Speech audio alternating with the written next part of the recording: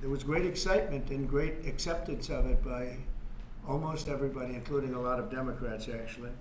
I do want to say that I've decided that the SBA, the Small Business Administration, headed by Kelly Loeffler, is a terrific person, will handle all of the student loan portfolio. We have a portfolio that's very large, lots of loans, tens of thousands of loans, pretty complicated deal.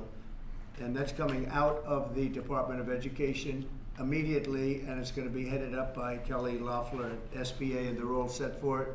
They're waiting for it. It'll be serviced much better than it has in the past. It's been a mess. And also, Bobby Kennedy, the Health and Human Services, will be handling special needs and all of the nutrition programs and everything else. Rather complex, but that's going to be headed by and handled by Health and Human Services. So I think that'll work out very well. Those two elements will be taken out of the Department of Education, and then all we have to do is get the students to get guidance from the people that love them and cherish them, including their parents, by the way, who will be totally involved in their education along with the boards and the governors and the states. And it's going to be a great situation. I guarantee that in a few years from now, I hope I'm going to be around to see it, but I think we're going to see a lot of it. I think that you're going to have tremendous results. You're going to have results like Norway, Sweden, Denmark, a lot of the countries that do so well. I think you're going to have a lot of those results. If you look at Iowa and Indiana and Idaho, so many places that run so well, Florida, Texas, big ones, you're going to have great education, much better than it is now at half the cost. And we're not even doing it as a cost item, although you will save probably half, maybe more than that. And you're not going to be at the bottom of the list. You're going to be much higher. And maybe you'll be, I will guarantee some of the states will be at the top of the list. They'll be comparable or better than these number 1, 2, 3, 4, 5 countries, the countries that are in the top 5 positions. So that's, to me, it's very exciting, and it's been received very well. So I just wanted to tell you about the student loans and special needs. But we're here for a reason today that is very exciting, and I'm thrilled to announce that at my direction, the United States Air Force is moving forward with the world's first 6th generation fighter jet. Number 6, 6th generation. Nothing in the world comes even close to it. And it'll be known as the F-47. The generals picked a title, and it's a beautiful number, F-47. It's something the likes of which nobody has seen before in terms of all of the attributes of a fighter jet. There's never been anything even close to it, from speed to maneuverability to what it can have to payload. And this has been in the works for a long period of time. After a rigorous and thorough competition between some of America's top aerospace companies, the Air Force is going to be awarding the contract for the next generation air dominance platform to Boeing. As you know, was highly competed for. There was a lot of competition, generals, and it's been going on for a long time. Very, very tough competition, but this plane is produced numbers that nobody's ever seen before. The F-47 will be the most advanced, most capable, most lethal aircraft ever built. An experimental version of the plane has secretly been flying for almost 5 years, and we're confident that it massively overpowers the capabilities of any other nation. There's no other nation. We know every other plane. I've seen every one of them, and it's not even close. This is a next level. You know, level 5 is good. This is level 6, they say. The F-47 is equipped with state-of-the-art stealth technology. It's virtually unseeable and unprecedented power. It's got the most power of any jet of its kind ever made. Maneuverability, likewise, is there's never been anything like it, despite the power and speed. Its speed is top. It's over 2, which is something that you don't hear very often. America's enemies will never see it coming. Hopefully we won't have to use it for that purpose, but you have to have it. And if it ever happens, they won't know what the hell hit them. A new fleet of these magnificent planes will be built in the air during my administration for the next couple of years. It's ready to go. They've already built much of what has to be built in terms of production, including the sheds. We'll ensure that the USA continues to dominate the skies. We've given an order for a lot. We can't tell you the price because it would give way to some of the technology and some of the size of the plane, good sized plane. This contract also represents a historic investment in our defense industrial base, helping to keep America at the cutting edge of aerospace and technology. Our allies are calling constantly. They want to buy them also, and certain allies will be selling them, perhaps toned down versions. We like to tone them down about 10%, which probably makes sense because someday maybe they're not our allies, right? But I would like to ask Secretary Hegseth, who's doing a fantastic job. He's really been very inspiring in so many ways, and I must say that before he speaks, we have had record people wanting to join our military in the last 2.5 months, literally since this, I think probably since the election, November 5th, but especially since we came to office and since I announced Pete. He's young, he's smart, he's strong, he loves it, and they love him. But we've had record numbers of people wanting to join our military. Now, if you go back 6 months, it was the exact opposite. You had record numbers of people not wanting to join the military. Now you have record numbers of people wanting to be in our military, and that's a great honor. That shows you we're really on the right track. So, Pete, maybe say a few words. Sure. Please. Well, Mr. President, this is a big day. This is a big day for our warfighters. This is a big day for our country, a big day in the world. The name of this program is the Next Generation of Air Dominance. And Mr. President, because of your leadership, your clarity, America is going to have generations in the future of air dominance because of this 6th generation fighter. We've had the F-15, we had the F-16, the F-18, the F-22, the F-35. Now we have the F-47, which sends a very direct, clear message to our allies that we're not going anywhere, and to our enemies that we will be able to project power around the globe unimpeded for generations to come. Mr. President, this is a gift to my kids and your kids, to my grandkids and your grandkids. This is a historic investment in the American military, in the American industrial base, in American industry that will help revive the warrior ethos inside our military, which we're doing, rebuild our military, which the previous administration did not do, by the way, Mr. President. They paused this program and were prepared to potentially scrap it. We know this is cheaper, longer range, and more stealthy. President Trump said we're reviving it and we're doing it. And then we are also going to reestablish deterrence. Under the previous administration, we looked like fools. Not anymore. President Trump has reestablished American leadership. The F-47 is part of it. And Mr. President, thank you for having the courage to do it and leading the way for all our warfighters. Thank you very much, Pete. One of the things I will say, but the generals are going to speak in just a couple of seconds, but this plane flies with drones. It flies with many, many drones, as many as you want, and it's a technology that's new, but it doesn't fly by itself. It flies with many drones, as many as we want, and that's something that no other plane can do. So I'd like to introduce, if I might, Air Force Chief of Staff General David Alvin, and also General Dale White, two incredible people that I've known over the years, but I got to know them really well over the last few months. And would you say a few words, please, General? Thank you very much, Mr. President. Mr. President, Mr. Secretary, thank you so much for your unwavering commitment to our military. I will say this is a big day. This is a big day for our United States Air Force as well. You know, air dominance is not a birthright, but it's become synonymous with American air power. But air dominance needs to be earned every single day. And since the earliest days of aerial warfare, brave American airmen have jumped into their machines, taken to the air, and they've cleared the skies. And whether that be clearing the skies so we can rain down destruction on our enemies from above, or we can clear the path for the ground forces below. That's been our commitment to the fight, and that's really been our promise to America. And with this F-47 as the crown jewel in the next generation air dominance family of systems, we're going to be able to keep that promise well into the future.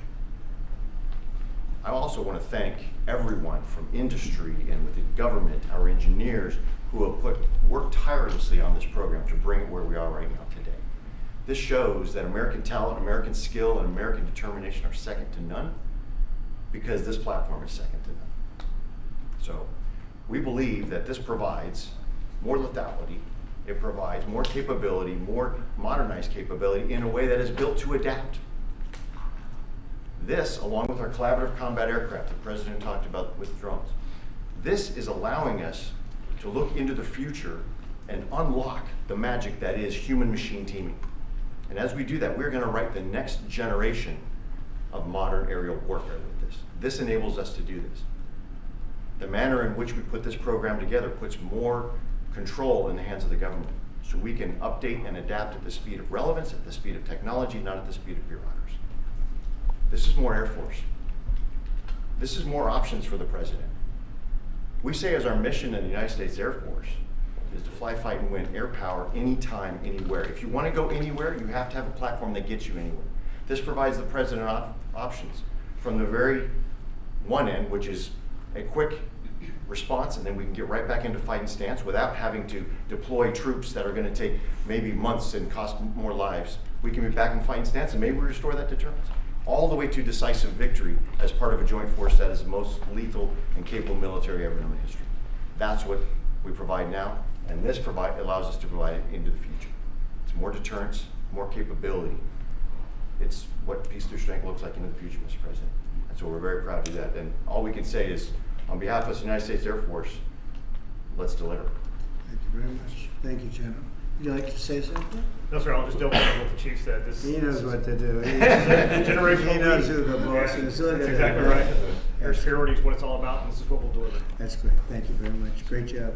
We've worked together long and hard on this, and this was a big secret. In fact, we don't show too much of the plane for that reason. See what we show?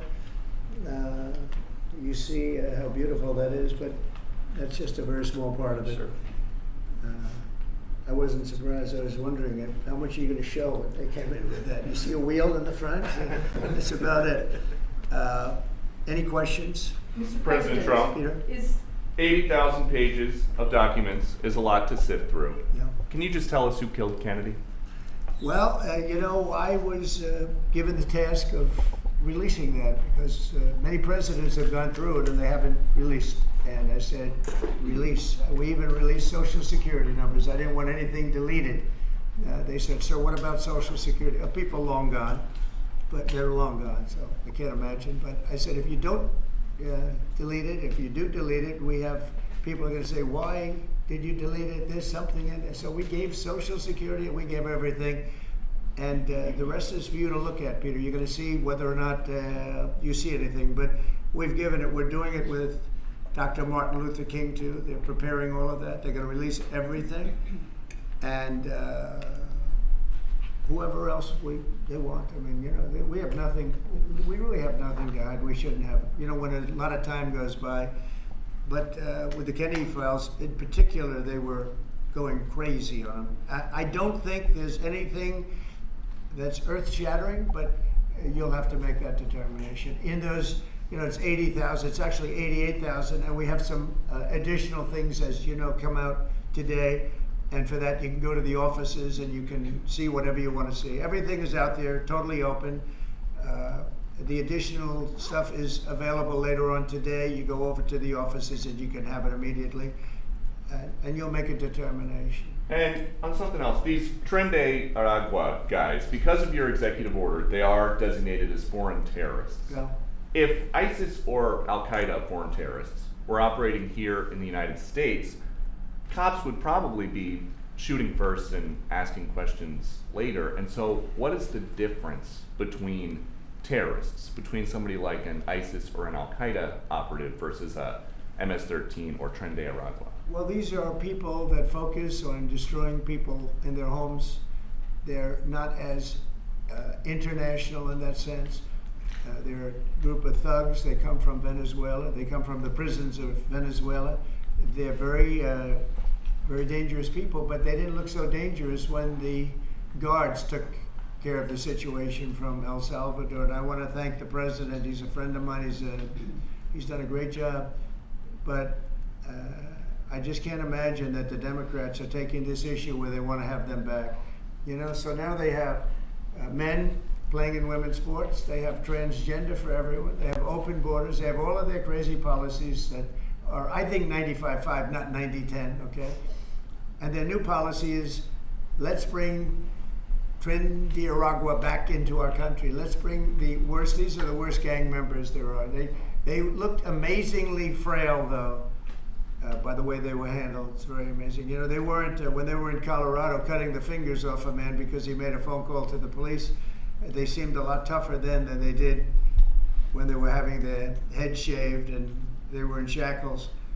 They're tough people, they're bad people. We don't want them in our country. We can't let a judge say that he wants him. You know, he didn't run for president. He didn't get much more than 80 million votes.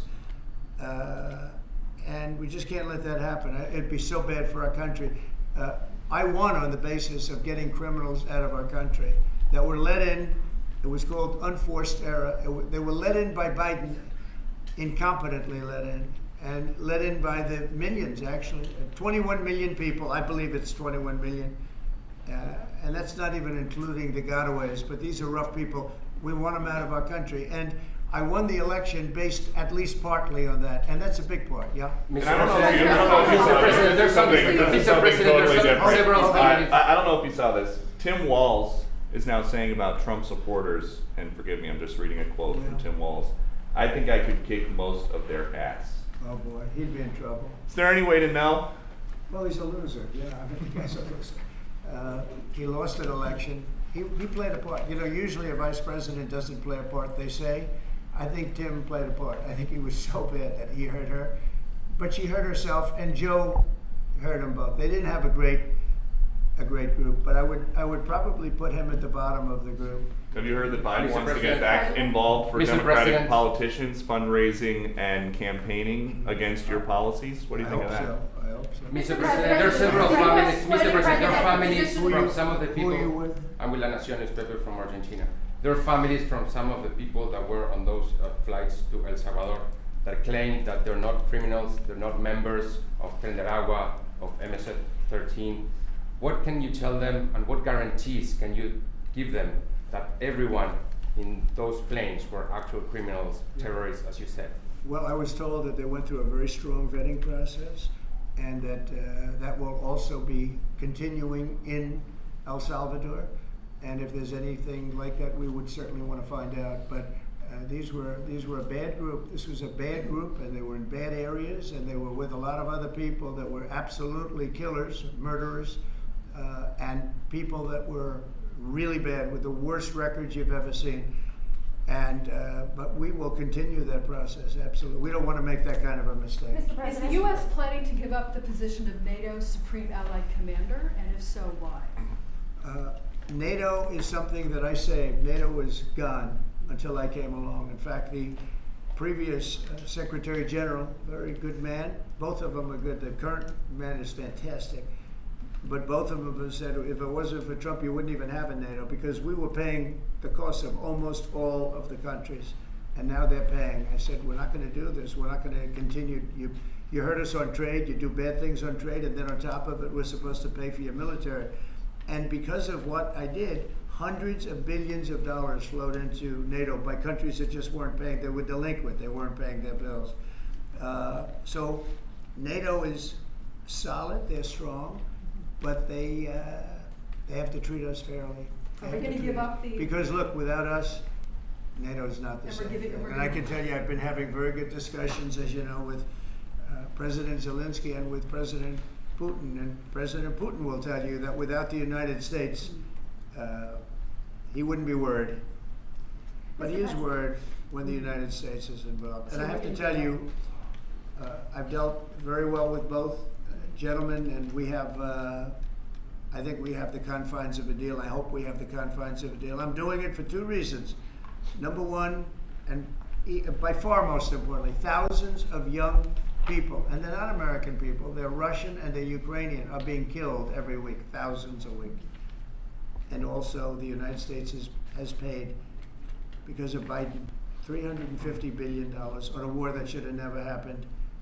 If we had a competent president and this sitting right here, that war would have never happened. It would have absolutely never happened with me. And it didn't happen. For 4 years it didn't happen. Mr. President, do you think you have the authority, the power to round up people, deport them, and then you're under no obligation to a court to show the evidence against them? Well, that's what the law says, and that's what our country needs, because we were, unfortunately, they allowed millions of people to come into our country, totally unvetted, totally unchecked. So you ought to ask, did he have the authority to allow millions of people? Did Biden have the authority to do something that's unthinkable?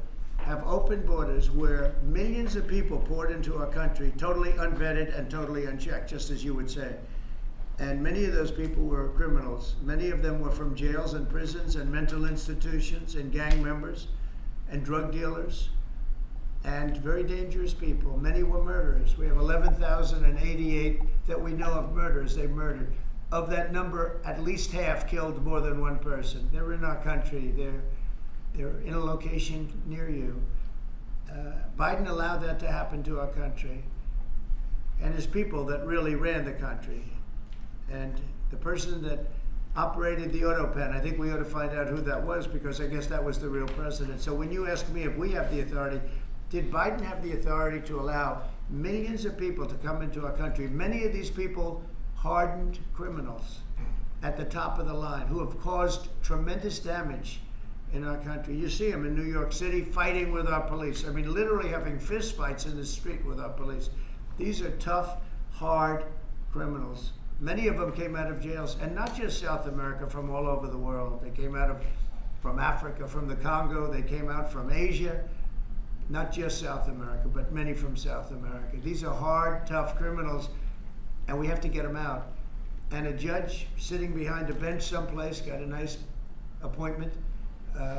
You can't take that away from the people that are responsible. Now, in this case, Marco Rubio has a lot of big decisions to make, and he's a fantastic person, a great man. I think he'll be our best. I think he has a chance to be our best Secretary of State.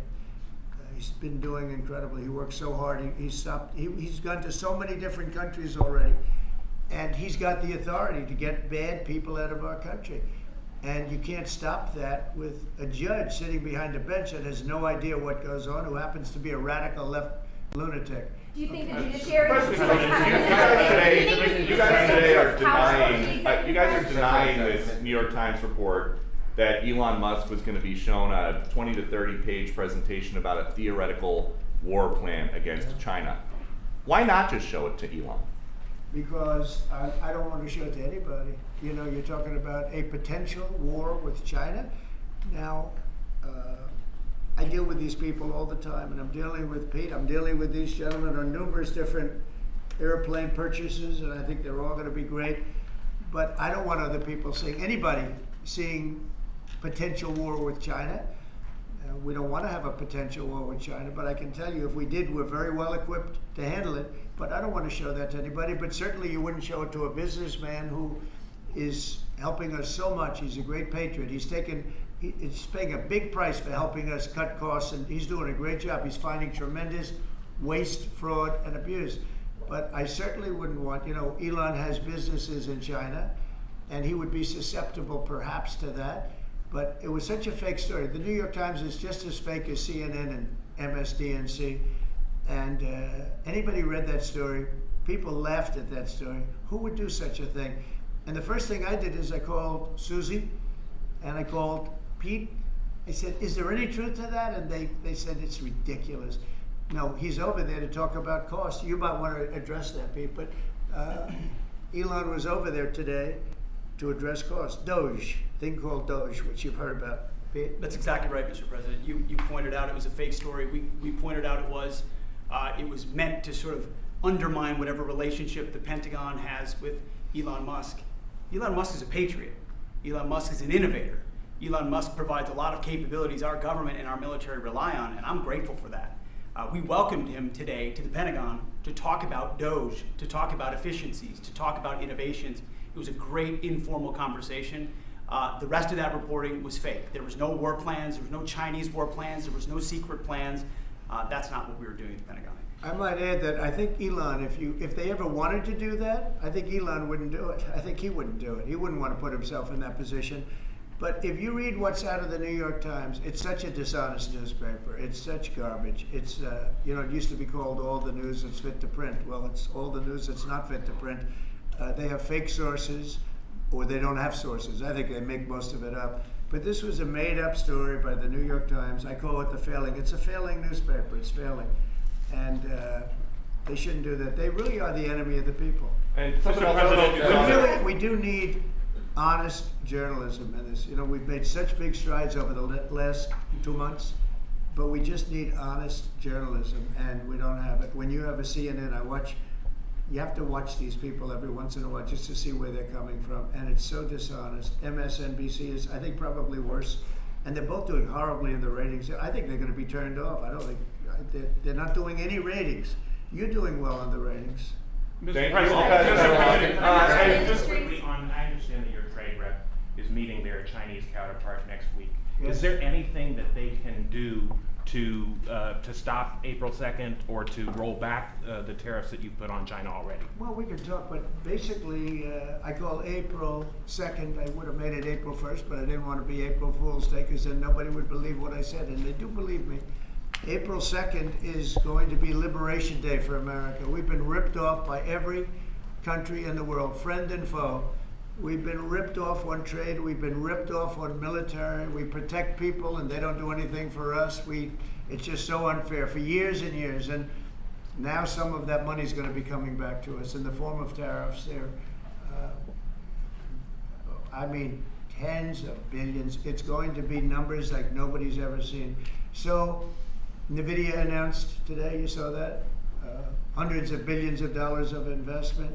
The biggest chip maker in the world announced hundreds of billions of dollars of investment. Hundreds of billions, not millions, but billions. They're all coming here. Apple just announced $500 billion worth. They're going to build plants here. They built their plants in China. They're going to build them here. And they're starting immediately. We have investment, the likes of which this country has never seen, already announced. And they all want to have news conferences. I don't have enough time to have that many news conferences, but I would say so far at least $4 trillion. $4 trillion is coming in. Car companies, very importantly, a lot of the car companies that were going to build in Mexico or Canada are now building here. Because I don't want cars from Canada. I don't want cars from Mexico.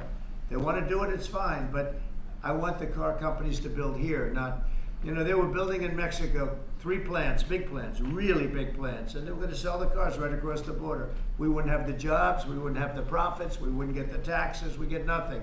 All we get is unemployment and empty factories. Those days are over. So now those 3 places are going to build here, but many more than that. We have a big one.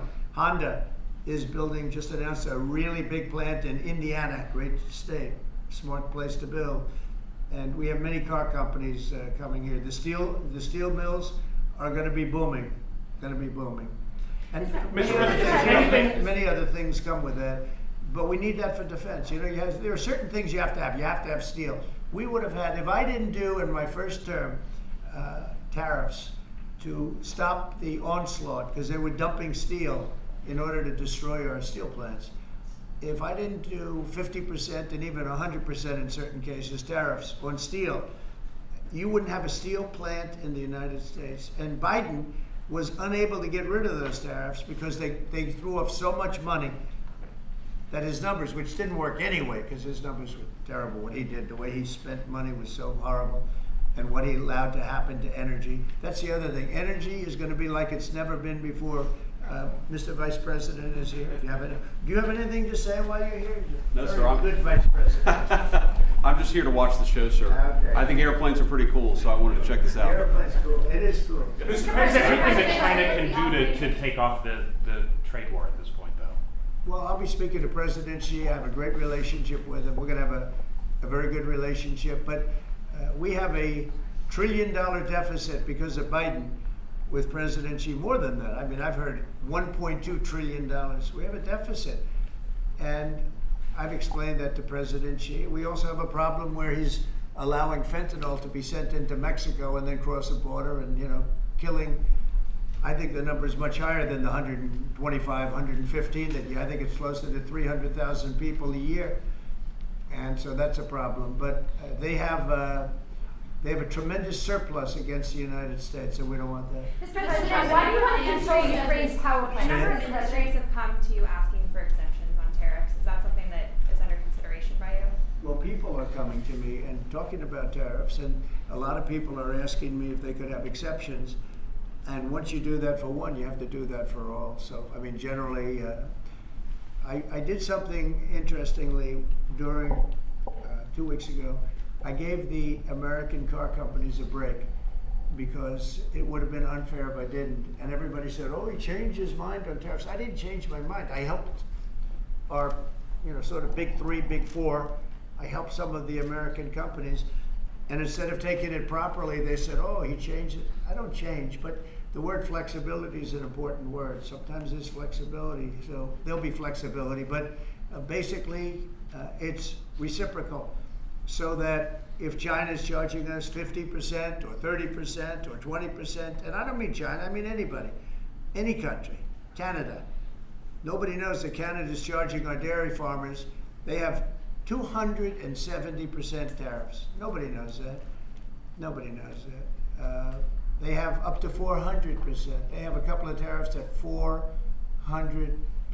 Nobody knows that. Nobody talks about that. And remember, with Canada, we don't need their cars, we don't need their lumber, we don't need their energy, we don't need anything from Canada, and yet it costs us $200 billion a year in subsidy to keep Canada afloat. So when I say they should be a state, I mean that. I really mean that, because we can't be expected to carry a country that is right next to us on our border. It would be a great state. It would be a cherished state. The taxes for Canadian citizens would go down in less than half. They don't spend money on military because they think we're going to protect them. There are many things that they do, like icebreakers. They want us to provide icebreakers for them. Oh, that's wonderful. So the Canada, they're very tough traders too. I want to just tell you, all the people, they're tough traders. They trade very tough. And the expression I use is, some people don't have the cards. I used that expression about a week and a half ago, right? Somebody was negotiating who didn't have the cards, who's now, I think, saying that he wants to do it, and I think we're going to have a big deal on that very special something. We got to make a deal on that. But Canada has been a very nasty negotiator against the United States, took advantage of the United States for a long time. But nobody knows that they were getting 270% tariffs on dairy products. A follow-up on Canada, and I don't think I've heard you say this in all of the talk about Canada becoming the 51st state. Are you concerned that if they became the 51st state, they would be a very, very blue state? Very, very big and very, very blue. No, there might be, but it would, you have that artificial line that goes, that straight artificial, that looked like it was drawn by a ruler. Somebody with I don't mean a ruler like a king, I mean like a ruler, this way. And it's just an artificial line that was drawn in the sand or in the ice. And can I tell Peter, just, you add that to this country, what a beautiful landmass, the most beautiful landmass anywhere in the world.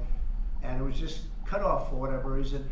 It would be great. Now, is it liberal? Maybe, but a conservative until I got involved, because I don't care who wins up there. I frankly probably would do better with a liberal than the conservative, if you want to know the truth. But just a little while ago, before I got involved and totally changed the election, which I don't care about, probably it's to our advantage actually, but the conservative was leading against, I call him Governor Trudeau, the conservative was leading by 35 points. So I don't know about that. I think Canada is a place like a lot of other places. If you have a good candidate, the candidate's going to win. And I don't know if you've seen this, but the two astronauts that you just helped save from space, they didn't get any overtime pay for all that extra time. They got $5 a day per diem.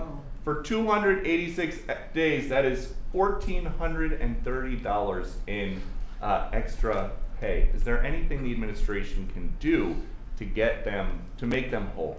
Well, nobody's ever mentioned this to me. If I have to, I'll pay it out of my own pocket, okay? I'll get it for them. Mr. President, you mentioned I like that. Mr. President, you President, mentioned the I'll deal. pay it right out of my, is that all? That's not a lot for Miss- what they had to go through. And I want to thank Elon Musk, by the way, because think if we don't have him.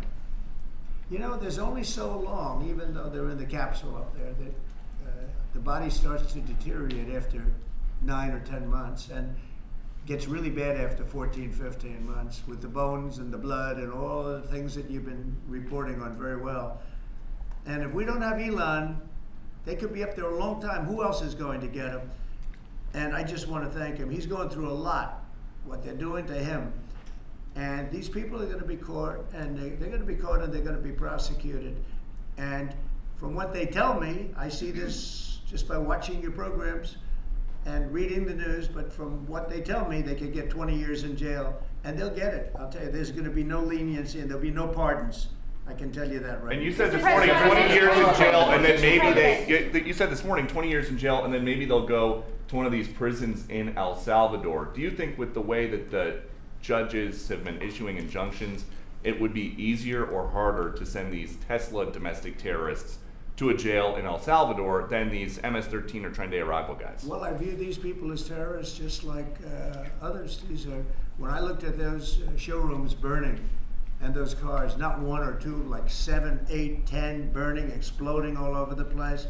These are terrorists. You didn't have that on January 6th, I can tell you. You didn't have anything like that on January 6th, which is sort of amazing because on January 6th, the Democrats were talking. Nobody was killed other than a very beautiful young woman, Ashley Babbitt. Nobody was killed. And you look at what's going on now with these terrorists. These are terrorists, and that's an organized event. You know, take a look at their signs. Take a look. They're all made by the same sign company. A nice, expensive job. Now, these are the people that finance it are, in my opinion, in just as big a trouble as the people that are setting the match and setting the fires. So we'll see. It's under very serious investigation by the FBI and by the Justice Department. These people are terrorists. Mr. President, you mentioned a deal with Ukraine. Mr. President, what do you say to American military families who are seeing Elon Musk at the Pentagon today, are hearing about Defense Department cuts, and their thoughts are immediately going to the safety of their loved ones who are currently deployed? Well, we're making our country strong. And when they see a thing like that and they hear that story about Elon and China, what they should do is realize that the New York Times is a corrupt institution, because I think they're the ones. They knew that story wasn't true. Nobody believed that story.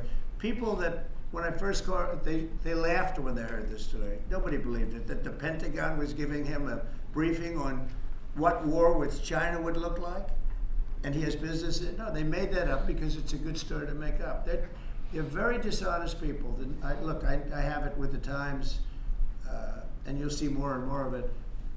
To me, it's a very dishonest organization. But a story like that is made up. It's total fiction. And I just wanted to make sure.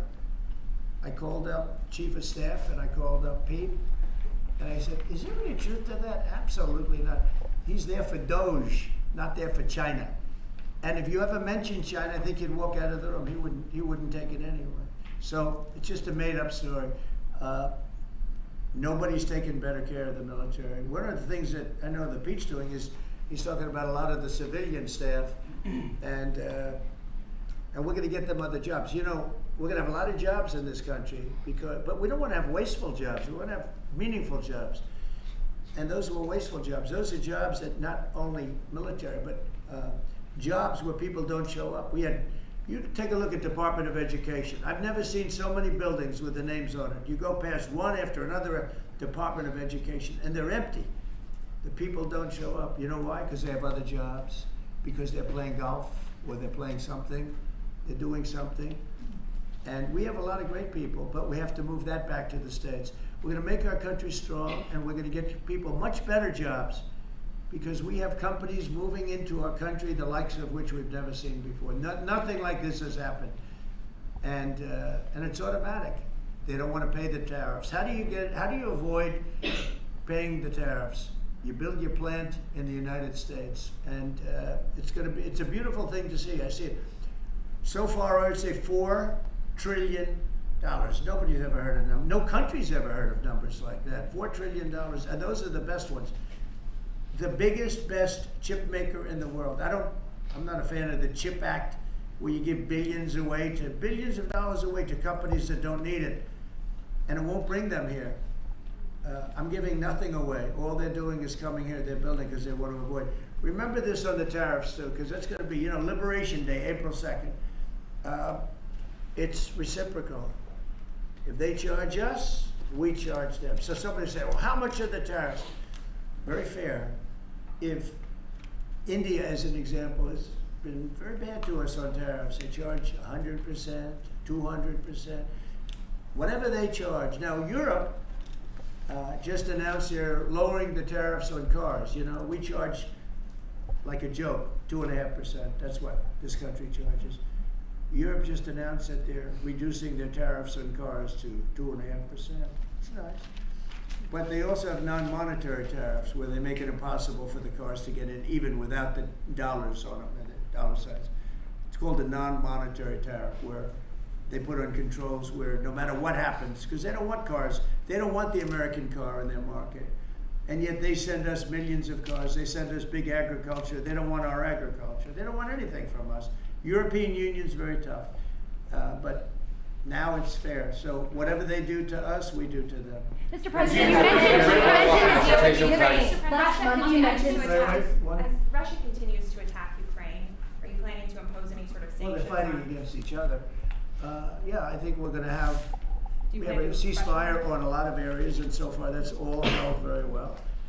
And getting that ceasefire, they had a lot of guns pointing at each other. You had some soldiers, unfortunately, surrounded by other soldiers, and they are going to be, I believe we're going to have, pretty soon have a full ceasefire, and then we're going to have a contract. And the contract's being negotiated, the contract in terms of dividing up the lands, et cetera, it's being negotiated as we speak. What do you say to critics who say that your actions towards law firms amount to coercion? Well, the law firms all want to make deals. You mean the law firms that we're going after, that went after me for 4 years, ruthlessly, violently, illegally? You mean, are those the law firms you're talking about? They're not babies, they're very sophisticated people. Those law firms did bad things. They went after me for years. Russia hoax, all a hoax. It was a hoax. It was Hunter Biden's laptop. It didn't come out of Russia, by the way. It was came out of his bedroom. It was all a hoax, developed by Democrats. Hillary, I don't think Biden did, because I don't think Biden knows what the hell he's doing, frankly, based on everything I see. I've seen things since being here that are so sad. What he's done to this country, what he and they did to this country, those people that surrounded him, who, by the way, are radical left but smart. He's not smart. He was never smart. But these are radical left, smart people. They totally controlled him. He did whatever they told him to do. And it's a shame. It's so sad to see what happened, what they've done to this country, both not only the inflation you saw, but allowing millions and millions of criminals into our country. That's an inexcusable act.